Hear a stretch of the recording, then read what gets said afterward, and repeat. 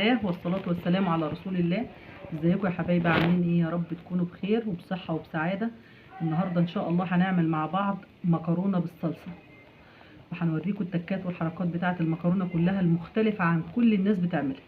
ان شاء الله هتعجبكم النهاردة، بس تابعوا الفيديو خطوة بخطوة، وما تنسوش تحطوا لي لايك في الاول وتشتركوا في القناة اللي اول مرة يشوف القناة يشترك فيها. تعالوا مع بعض نحط حلة مية على النار ونشوف هنعمل ايه مع بعض. دلوقتي يا حبايبي انا معايا حله ميه على النار بتغلي، هنزل فيها بشويه ملح وشويه زيت علشان المكرونه ما تعجنش. الزيت بنحطه عشان المكرونه ما تعجنش. هنبدا ننزل بقى بالمكرونه مع بعض كده،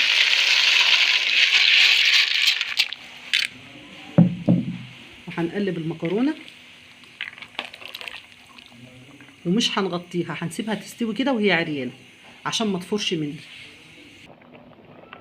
كده يا حبايبي المكرونه بتستوي معانا على النار اهيت، هي كده لسه في مرحله السوا، وهنكمل مع بعض لما تستوي بقى. كده يا حبايبي المكرونه استوت معانا اهيت، خلاص احنا طافين عليها، بس هبدا اخد منها مج كده ايه من الميه بتاعتها، هوريكم في الاخر هنعمل بيه ايه.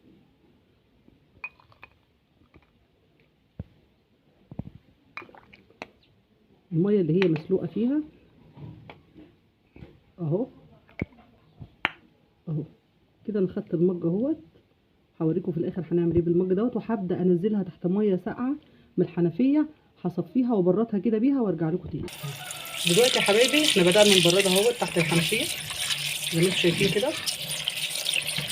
اهو. بردت المكرونه كلها اهي،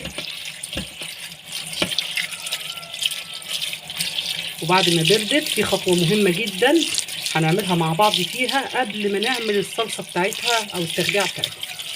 يلا هنروح نعمل الخطوه الثانيه بعد كده. دلوقتي يا حبايبي احنا حطينا الحله اللي كنا بنسلق فيها المكرونه، حطيناها على النار وحطينا فيها شويه زيت كويسين، وهنبدا نسيب الزيت لما يسخن كويس كده، ونبدا ننزل بيه بالمكرونه المسلوقه فيه اهو بسم الله. ولما ننزل المكرونه نبدا نوطي وهنقلب.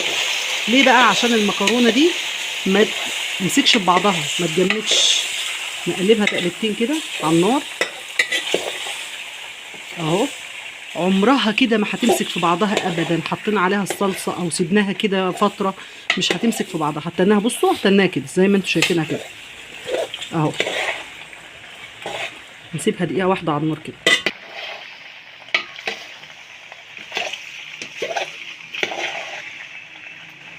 كده خلاص هنطفي من عليها النار ونسيبها، ونبدا نعمل في التخديعه بقى يا جماعه اهو. طفينا من عليها النار خلاص.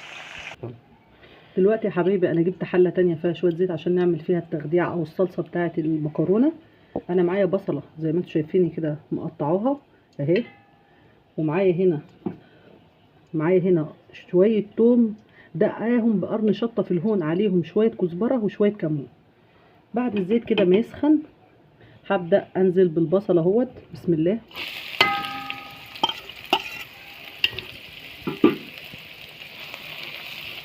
هنبدا نقلب في البصله لحد ما لونها يعني يصفر كده.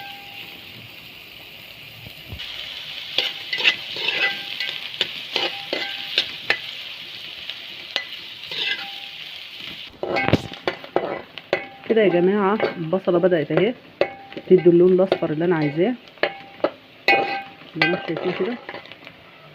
وعبل ما البصله تدينا لون كمان هقول لكم حاجه على عصير الطماطم. انا ضاربه هنا عصير طماطم اهو. شايفين عصير الطماطم ده يا جماعه؟ انا ضرباه في الخلاط من غير ميه، ضرباه في الخلاط من غير ميه. يا ريت بقى يا جماعه نتعلم حاجه جديده، ان احنا ما نضربش الطماطم بميه خاصه للمكرونه. الطماطم هنا نحط حبه صغيرين نقطعهم ونضرب على السريع في الخلاط بسرعه عاليه، وبعدين نزود حبه طماطم ونضرب، نزود حبه طماطم ونضرب لحد ما نخلص الكميه اللي احنا عايزينها كلها. ما نضربش الطماطم كلها مره واحده ونحط عليها ميه. ليه بقى؟ علشان خاطر ما تبقاش مليانه ميه وصيصه وكده. تمام كده بتبقى عصير الطماطم كثيف وتقيل وحلو وطماطم منها فيه. انا كده هبدا انزل بقى ايه بالثوم. الثوم ده يا جماعه انا حاطه عليه قرن شطه او قرن فلفل ودقاه في الهون، مش ضرباه في الكبه، دقاه في الهون، وحاطه عليه شويه كزبره وشويه كمون اهو. نزلت بيه اهوت على البصله وهقلبه شويه قبل ما انزل بيه بعصير الطماطم عليه.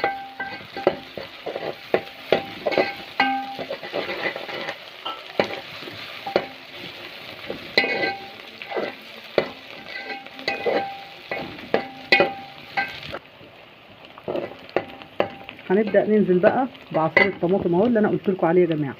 بسم الله اهو. الطماطم مش هنسيبها تستوي، هي غلوتين 2 وهننزل فيها المكرونه على طول. مش هنسيبها تستوي يا جماعه، ما بتستويش سوا كامل، هتشوفوا دلوقتي. بس قبل ما انا اقفل على الطماطم واسيبها تغلي غلوتين هوريكم التوابل اللي انا هحطها للمكرونه. كده يا جماعه انا هنزل بالتوابل بتاعتي ايه؟ كمون، معلقه كمون او نص معلقه حسب الرغبه يعني، ونص معلقه كزبره، ونص معلقه فلفل اسود، ونص معلقه ملح. هنزل بيهم كده بقى على ايه؟ على الصلصه. ومعايا كمان نص معلقه صغيره سكر اهي، نص معلقه صغيره سكر اهي. وهنقلب وهنغطي عليها ونسيبها تستوي. واللي وصل معايا في الفيديو لحد هنا ما ينساش يشترك لي في القناه ويحط لي لايك عشان القناه بتاعتنا تكبر بيكم. وهنغطي بقى على الطماطم ونرجع لكم بعد ما تقلب قلبتين 2.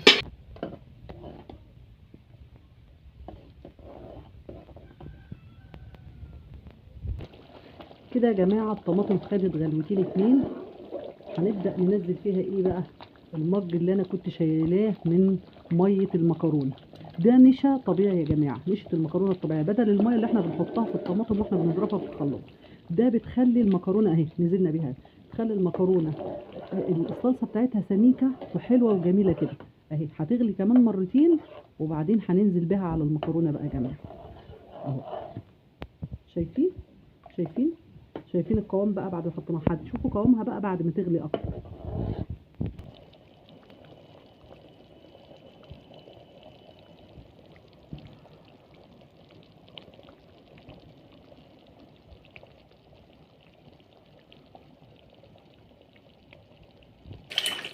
شايفين يا جماعه قوام الصلصه؟ هي كده خلاص تعتبر استوت كده للمكرونه. هنشيلها من على النار وهنجيب حله المكرونه بقى اهو. انا رجعت لكم حله المكرونه، شايفين؟ رجعت لكم حله المكرونه اهو. شايفين المكرونه لا مسكت في بعضها ولا فيها اي حاجه. ليه؟ لان احنا حطينا الزيت وحطينا في قلبه المكرونه فما بتمسكش في بعضها ابدا. هنبدا ننزل عليها بالصلصه بقى. هنبدا ننزل بالصلصه بسم الله اهو. وهنقلب واحنا مولعين عليها النار على المكرونه. ننزل كمان بشويه صلصه، ننزل بالصلصه كلها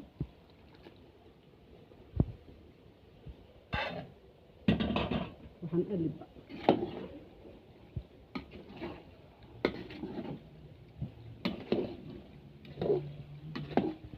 اهو.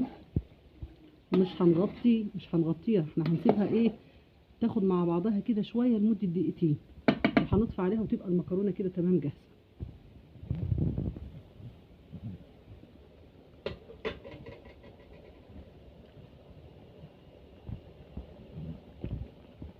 شايفين شكلها جميل ازاي يا جماعه؟ شايفين شكلها جميل ازاي؟ كده يا جماعه خلاص المكرونه استوت وطفينا عليها كده تمام. هنغرفها بقى ونوريها لكم ايه. ده اخر حاجه. وده يا حبايبي الشكل النهائي للطبق بتاعنا النهارده. يا ريت يكون الفيديو بتاعنا عجبكم. شوفوا المكرونه شكلها جميل ازاي وطعمها جميل وريحتها ايه ماليه الدنيا.